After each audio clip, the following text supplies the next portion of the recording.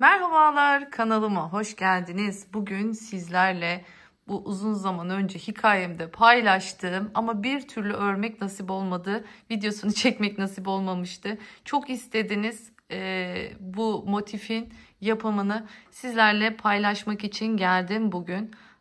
Ben gerçekten çok sevdim bu motifi. Tabii ki de renk seçimi, renkler motifi çok daha farklı boyutlara taşıyacaktır. Ben burada 3 milimetrelik bakın ipim Milano Raffia, ikisinde de ipim tamamen Milano Raffia'dan. Burada 3 milimetre ile ördüm, burada ise 3,5 milimetre ile ördüm. Fikir olması açısından bakın boyut olarak hemen sizlere göstereyim.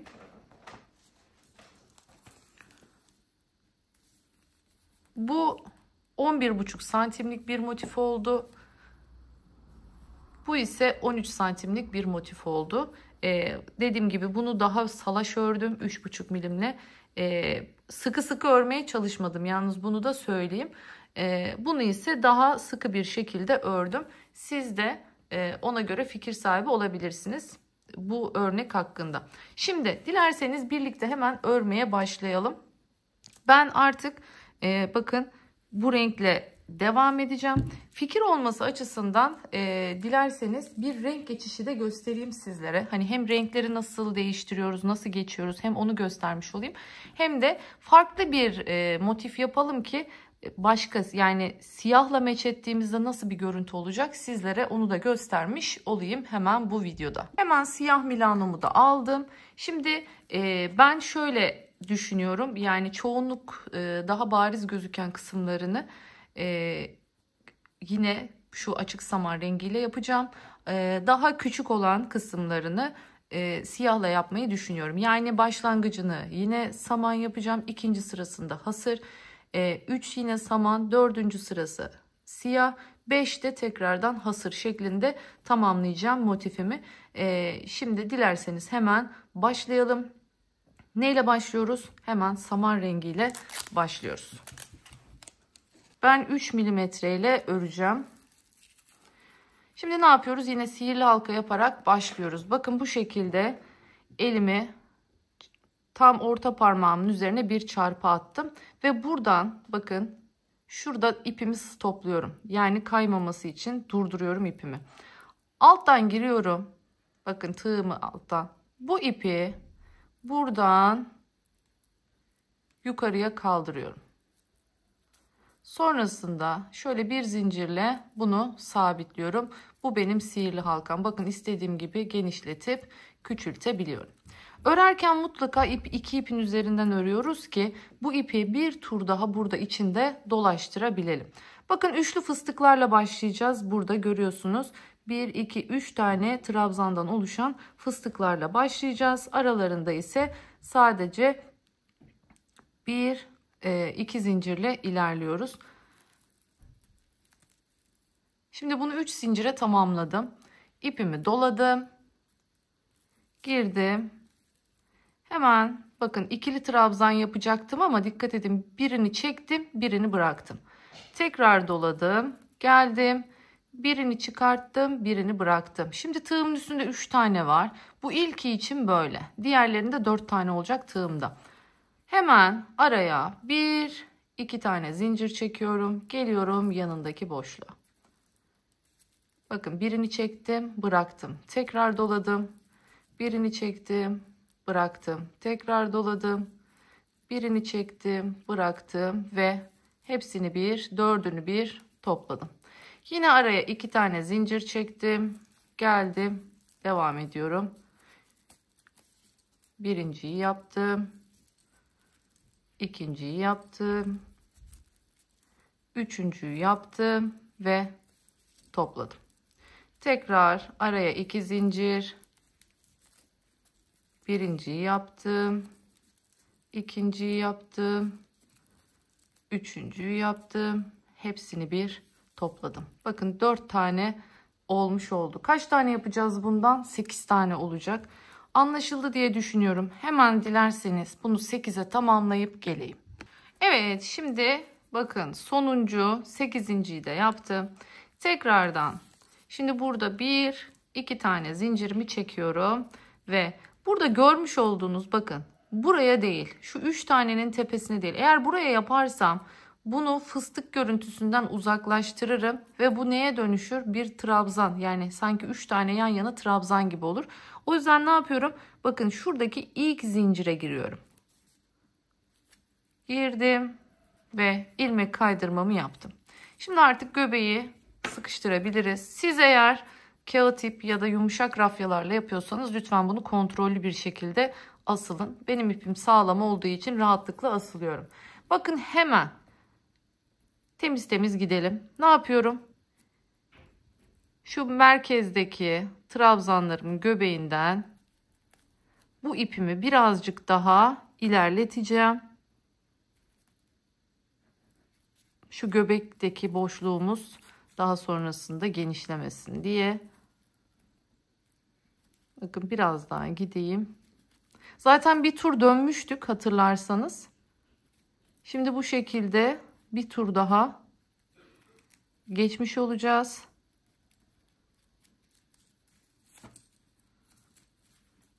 Evet. Temizledim bakın. Bu şekilde yaptık. Şimdi burada 2 tane şeyi göstereceğim size. Yani renk değiştirirsem nasıl gideceğim? Renk değiştirmezsem nasıl gideceğim? O ikisini de göstereceğim size. Şimdi normalde bakın buraya geldim. Buradaki ilk zincire ne yaptım? İlmek kaydırmamı yaptım. Şimdi burada doğrudan gideceksem ne yapacağım? Yukarıya devam edeceğim bu şekilde. İsterseniz zincir çekerek yukarı çıkabilirsiniz. İsterseniz de normal yani şu şekilde bizim hani trabzan benzeri yaptığımız, şu burkarak yaptığımız bu yöntemle de yukarıya çıkabilirsiniz. O tamamen size kalmış bir durum.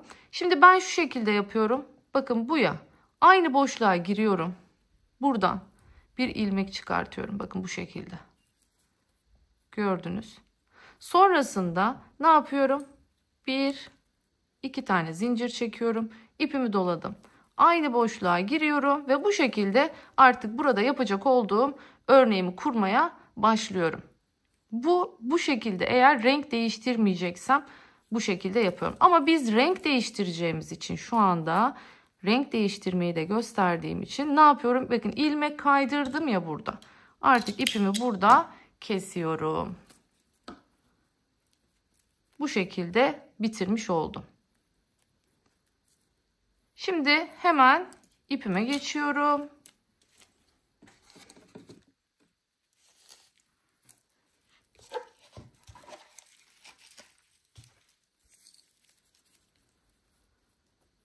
Geldim. Bakın. Aynı boşluğun içine tekrardan.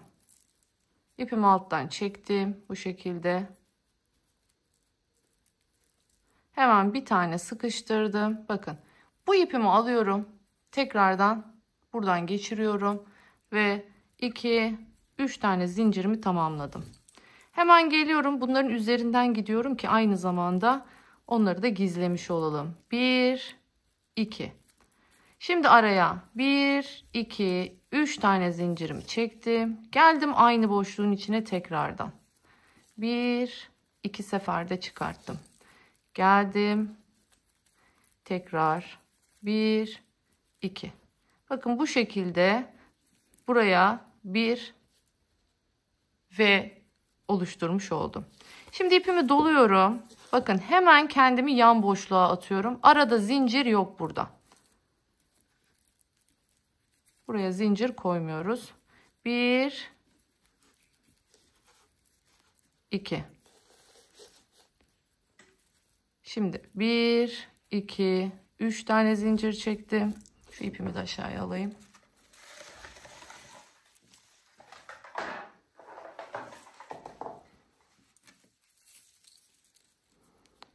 Doladım ipimi. Aynı boşluğun içine tekrardan bir trabzanımı yaptım. Geldim. İkinci trabzanımı yaptım. Şimdi tekrardan ipimi doladım. Bakın yan boşluğa atıyorum kendimi. Yan boşluğa geçeceğim zaman zincir çekmiyoruz. Kendi içindeyken O zaman 3 zincir çekiyoruz. Bakın aynı boşluğun içindeyken 3 zincir çekiyoruz.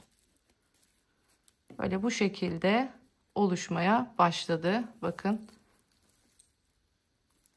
Tekrar yan boşluğa geçtiğim için bakın zincir çekmedim. Aynı boşluğun içindeyken 3 zincir çektim.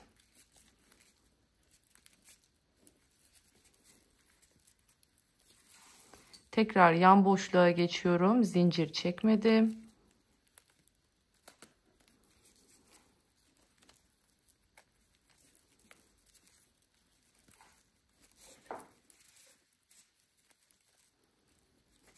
Bir, iki ve 3 tane.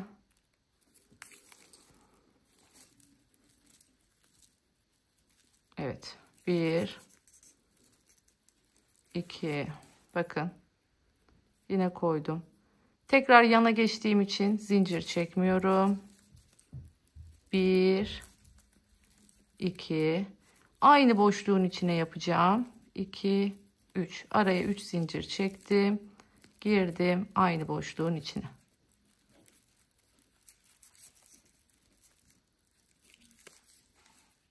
Geldim yan boşluğa. 2 tane trabzan. Araya 1, 2, 3 zincir. Aynı boşluğun içine tekrardan girdim. 1 ve 2. İpimi doladım. Bakın boşluğa girdim. Burada hiç kesmedim bu sırada artık. Araya 1, 2, 3 zincir çektim. Ve geldim. Aynı boşluğun içine. Evet. Şimdi eğer renk değiştirmeseydim nasıl gideceğim onu göstereceğim. Bakın bu ilk üçlü değil. İlk 3 zincir değil ya. Bu gerçek trabzan olan yere geliyorum. Ve buraya bir ilmek kaydırıyorum. Bu şekilde birleştirdim. Sonra bir tane daha geliyorum. Boşluğa ilmek kaydırıyorum. Bakın buraya.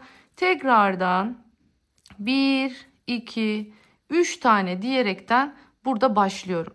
Ama ben ip değiştireceğim için artık ne yaptım? İlmek kaydırdım ve burada ipimi kestim.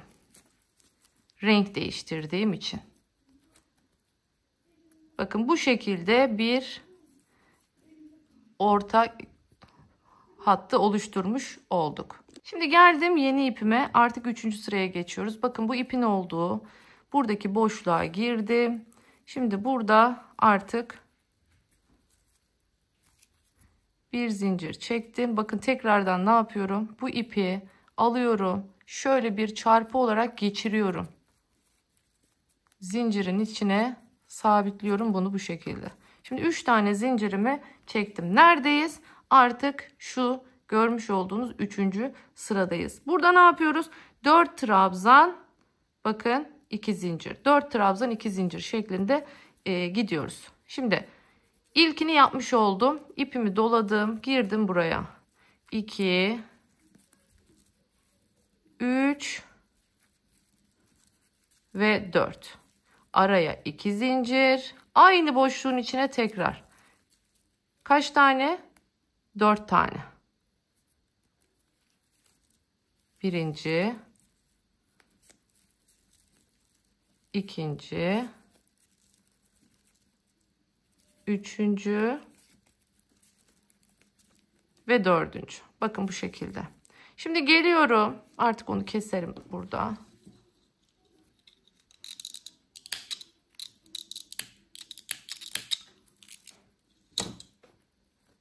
Şimdi burada geliyoruz. İpimi doluyorum. Bakın doğrudan yan boşluğa geçiyorum. Hemen bu boşluğun içine tekrardan başlıyorum. Şu dip kısımlarını çok gevşek bırakmayın. Çünkü bu böyle aşağıya çökme yapar. Kötü bir görüntü oluşur örneğinizde. Çok fazla uzatmadan normal. Hani böyle abartmıyoruz da çok da sıkmıyoruz da. Şimdi 4 taneyi yaptım. 1, 2 tane zincirimi çekiyorum. Aynı boşluğun içine bir 4 tane daha. 1 2 3 ve 4. Geldim hemen yan boşluğa. 1 2 3 ve 4. 1 2 zincir. Yine 4 tane. Bu şekilde şimdi sıranın sonuna kadar örüp geliyorum. Ve sonra bir üst sıradan tekrardan yolumuza devam edeceğiz. Bakın bu şekilde ilerliyoruz, geliyoruz. Evet, geldim sıranın sonuna. Bakın burada zincir olan değil, ilk başta çektim 3 zincir değil, yanındaki ilk trabzanın tepesine geliyorum ve bu şekilde ilmek kaydırdım. Şimdi yine eğer bir üst sıraya kendi rengimle çıkacaksam ne yapıyorum? Yoluma bu şekilde ilmek kaydırmayla devam ediyorum ve kendimi tekrardan buradaki zincir boşluğuna bakın bu şekilde atıyorum. Bakın çok güzel oluyor, görüyorsunuz. Şimdi geldik hemen şu köşedeki kısma. Bakın şimdi birlikte burayı yapacağız. Şimdi burada ben şöyle göstermek istiyorum. Siz istediğinizi burada tercih edebilirsiniz. Şimdi ben bunda 2 tane şey denedim. Bakın 4 zincir, 2 zincir, 2 zincir, 4 zincir diye. Yani buraları uzun bıraktım, buraları yakın bıraktım. Burada ise 3 3 3 3 yaptım. Yani bakın bir tanesinde şu çubuklar daha açık duruyor. Bir tanesinde buna yakın, buralar açık duruyor. Siz hangisini tercih ederseniz. Ben bunda 3 3 gideceğim. Şimdi siyahtayız. Siz tabii ki de dilerseniz benim burada yaptığım gibi bunu bu şekilde farklı renkle yapıp şu ortadaki çiçeği ön plana çıkartabilirsiniz. Yani bakın burada ne var? Bir çiçek ön planda. Burada baktığınızda ise motif genel anlamda ortada. Şimdi burada ne çıkacak? Hep birlikte göreceğiz. Bu sefer de farklısını yapıyorum. Yani her türlü nasıl görünecek onu görmenizi istediğim için. Şimdi direkt buradan başlıyorum. Şimdi burayı ne yapacağım? Köşe halini yapacağım. Köşe yapacağım burayı. Bakın sıkılaştırdım. İpimi bir tur içinden geçirdim. Ve burayı bu şekilde 3 zincir haline getirdim.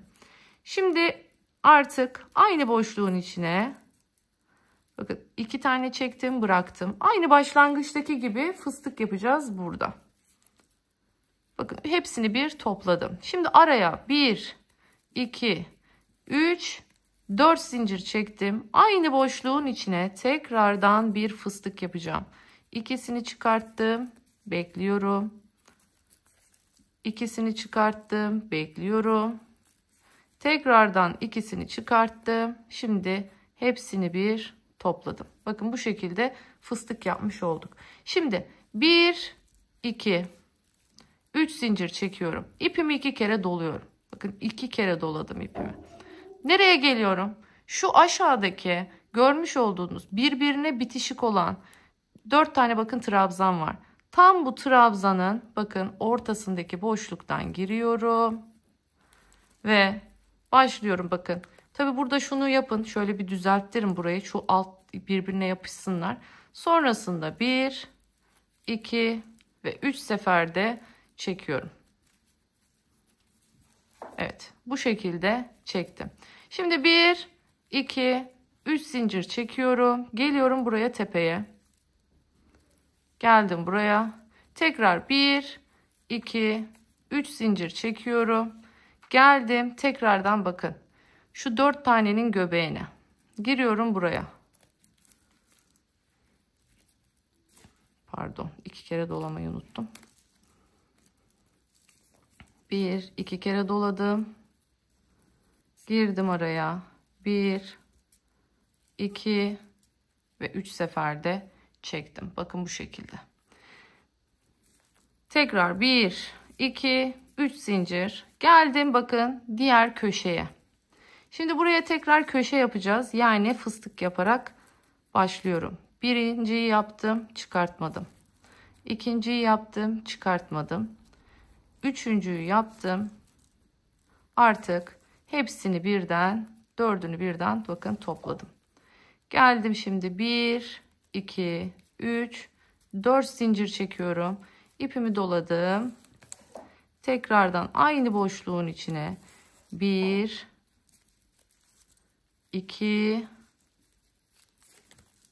3. Şimdi hepsini bir topladım. Bakın bu köşeyi de yapmış oldum. Şimdi tekrardan 1, 2, 3 tane zincirimi çektim. Tığımı 2 kere doladım. Geldim. Bakın şu aradaki boşluğa girdim aşağıya.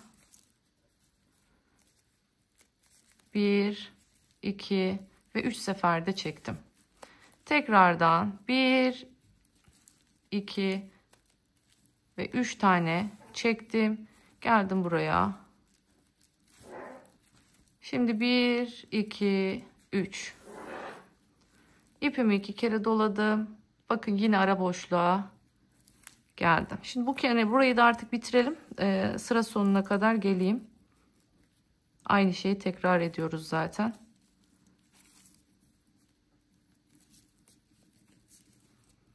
İki. Kaçırdım yine. 2 ve 2. Tekrar 1, 2, 3 zincir. İpimi doladım. Geldim köşeye. Hemen fıstığı yapmaya başladım. Bakın 4 tane oldu tığımın üstünde. 4'ünü birden çekiyorum. Şimdi anlaşıldı diye düşünüyorum. Bakın şöyle bir bakalım ne yaptığımızda. Görüyorsunuz. Köşelere şu fıstık, araya 4 zincir. Daha sonra bakın şöyle bir genel halini görün ki ona göre yaparken sonrasında sizde sıkıntı yaşamayın. Bakın bu şekilde ilerliyoruz. Şimdi diğer kenarları da dolaşıp geliyorum. Artık en son sırada hasır yapacağız ve bitireceğiz. Evet, bakın geldim yine sıranın sonuna. 3 zincirimi çektim. Yine aynı şekilde bakın tepesine değil, buradaki ilk zincirin üzerine. Ne yapıyorum? İlmek kaydırıyorum ve eğer ki aynı renkle devam edeceksem buradan yoluma devam ediyorum. Şöyle şu şekilde, bu şekilde yoluma devam ediyorum. Ama yine ben renk değiştireceğim için ipimi burada kesiyorum. Bakın şöyle bir görüntü elde etmiş olduk. Şimdi tekrardan devam ediyorum.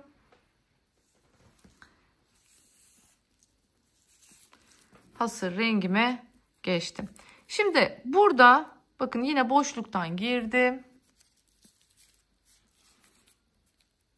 Geldim. Tekrar bir zincir çektim. İpi yine aradan geçirdim. Sabitledim. Şimdi 3 zincir çektim. Geldim buraya. Tekrar söylüyorum. Zincir çekmezseniz ne yapabilirsiniz? Sabitledim. İpimi uzattım. Döndürdüm. Şu şekilde daha trabzan benzeri bir görüntü elde etmiş oldum. 2 ve 3. 3 tane trabzan, 2 tane zincir, aynı boşluğa tekrardan girdim. Yine ikinci trabzan, bu da üçüncü trabzan. Yani 3 tane ikili trabzan, araya 2 zincir, yine 3 tane ikili trabzan. Şimdi buradan sonra önümüze devam ediyoruz. Bir tane bu fıstığın üzerine. Şimdi geldim buraya. Şunları artık bir keselim.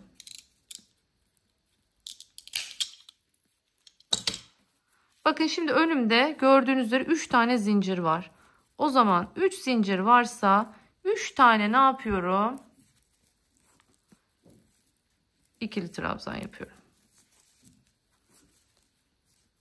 Şimdi bir tane buradaki trabzanın üstüne geldim. Yine 3 tane boşluk var. O zaman 3 tane ikili trabzan.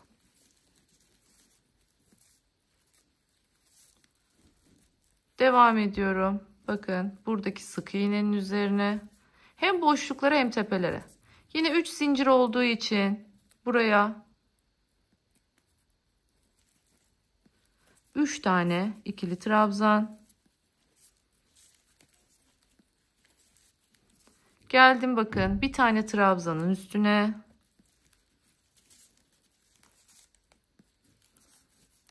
Yine 3 tane ikili trabzan.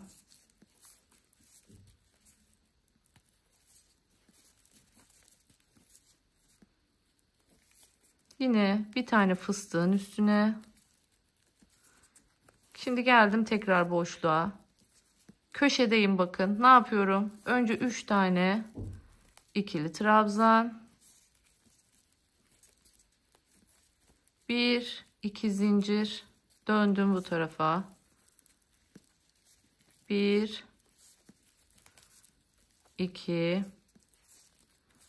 3 tane yine ikili trabzan. Evet. Bu şekilde bakın kenarı dolaşmış oldum. Şimdi anlaşıldı diye düşünüyorum. Her zincir ne kadarsa o kadar trabzan yapıyoruz. Hemen dönüp dolaşıp geliyorum ve artık motifimizi bitiriyoruz. Evet, geldik artık sona. Bakın bu da böyle bir motif oldu. Sizin favoriniz hangisi? Yani bence sanki benim favorim sade ya da bu. Yani sizin ne oldu, hangisi oldu bilmiyorum ama ben tabii ki de 3 versiyonunu da paylaşacağım. Hangisi daha çok hoşunuza gittiyse dilerseniz bu şekilde çiçeği ön plana vurgulayabilirsiniz. Yine burada da aslında güzel oldu. Hani kötü olmadı. Tabii ki de çok güzel oldu ama ne bileyim sanki bana şu hali çok daha güzel geliyor. Ama hasır siyah sevenler için de yine vazgeçilmez bir örnek oldu diye düşünüyorum. Hemen ağzını nasıl bitiriyoruz onu da gösteriyorum ve artık videomuzun sonuna geliyoruz. Bakın bu şekilde çıkarttım. Şimdi artık ilmek kaydırmayla birleştirmiyorum bunu. İpimi çıkartıyorum. Şu görmüş olduğunuz ilk yaptığım değil. Bir sonraki trabzanın bakın tepesine geliyorum. Geçirdim ipimi. Şimdi tekrardan bakın burada ipin çıktığı nokta var. Bu ipin çıktığı noktadan geriye doğru iniyorum aşağıya. Bakın böylelikle hiçbir şekilde belli olmamış oluyor. Şunları da keselim. Bunlar içinden hep ip yürüttüğüm için bunları bir daha yürütmekle uğraşmıyoruz. Doğrudan bu şekilde kesebiliyoruz. Sadece burada finaldeki ipimizi şimdi ne yapacağız? Arkada gizleyeceğiz. Şöyle hemen trabzanlarımın şu tepe ilmekleri aynı birer bakın sık iğne arkası gibidir. Buralardan yoluma devam ederek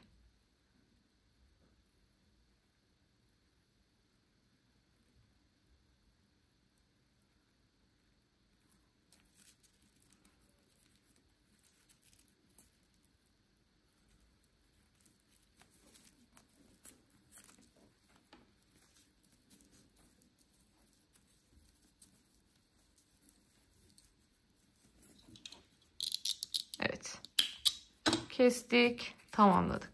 Şu an bunların hiçbirinde ütü yok. Bu arada onu söyleyeyim. Şimdi Milano rafyaların ütülenmesiyle ilgili de şöyle bir hemen hatırlatma geçmek istiyorum. Bakın çok fazla Milano rafyalar çok fazla ütüyü sevmezler. Bunun sebebi de naylon ip olmalarıdır. Yani viskon olmalarıdır.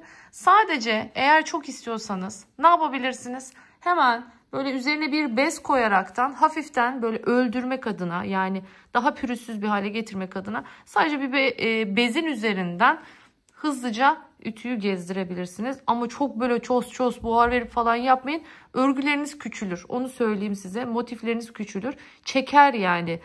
Çeken bir iptir. Onu da belirtmek istiyorum sizlere. Şöyle tekrardan bakalım. Gerçekten güzel bir örnek motif. Ben çok beğendim. Umarım siz de beğenmiş, benimle buraya kadar bunu örmüşsünüzdür diyorum. Bir başka videoda daha görüşmek dileğiyle. Kendinize çok iyi bakın. Hoşça kalın. Kanalıma hala abone olmadıysanız ücretsiz abone olmayı unutmayın diyorum. Görüşmek dileğiyle.